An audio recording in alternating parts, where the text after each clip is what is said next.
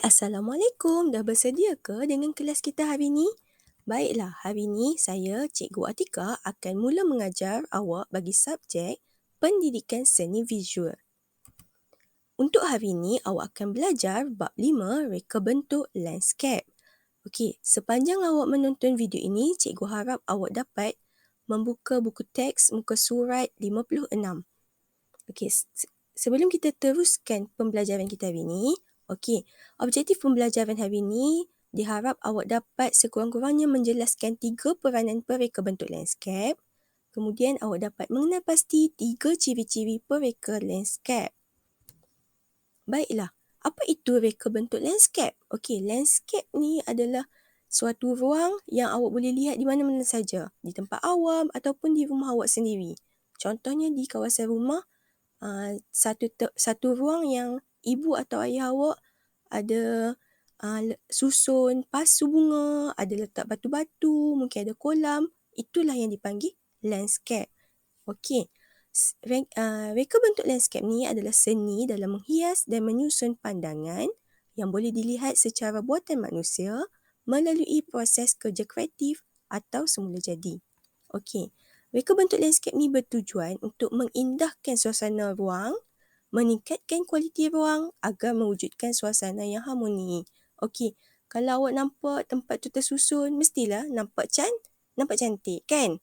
Okey, jika ada sesuatu landscape, pastilah ada perekanya, ada orang yang buatnya kan? Jadi, siapakah pereka landscape yang terkenal di Malaysia? Ya, salah seorang pereka landscape yang terkenal di Malaysia ni namanya ialah Azri Fahmi. Dia sangat berpengalaman dan dia mempunyai kerjasama dengan UNESCO. Okey, baiklah kita teruskan. Apa peranan pereka bentuk landscape? Okey, kalau awak tengok buku teks ada 6 peranan pereka bentuk landscape. Tapi cikgu nak tekankan 3 saja. Okey, fokus. Okey. Okey, yang pertama, peranan dia nak merancang, menghias ruang landscape. Ialah dia pereka, jadi dia perlu merancang. Kemudian, peranan pereka bentuk landscape juga perlu memastikan ruang tersebut dapat berfungsi dan bersesuaian dengan keperluan manusia. Yang ketiga, peranan pereka bentuk landscape ni dia perlu mendapatkan maklumat yang diingini oleh pelanggan mengikut peruntukan projek dan fungsi ruang tersebut hendak digunakan. Okey, kalau awak sebagai pereka bentuk, mestilah kena ikut kehendak pelanggan. Betul tak? Okey, contohnya nak buat landscape di kawasan awam. Jadi macam contohnya taman awam. Perlulah ada kawasan berteduh, ada tempat jogging, betul tak?